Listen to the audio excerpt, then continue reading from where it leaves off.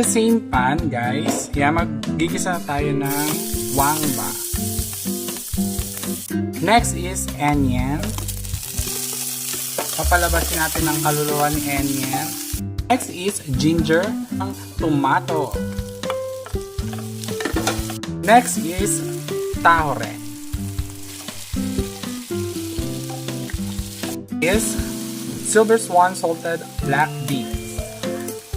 Din tayo ng Knorr seasoning. Lagay tayo ng konting suka. Yan ng paminta.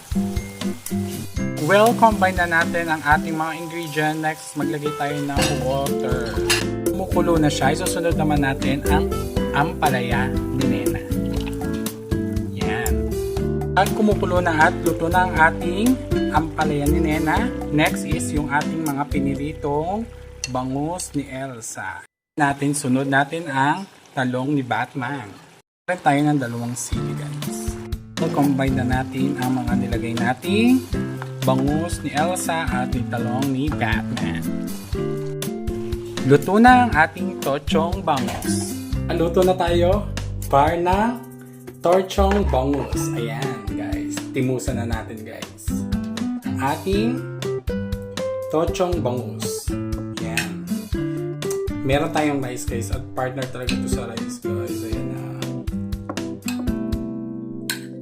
Tikman na natin. Ayan, guys.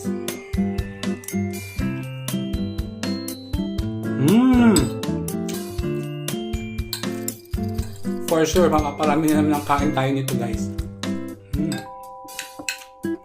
Sarap.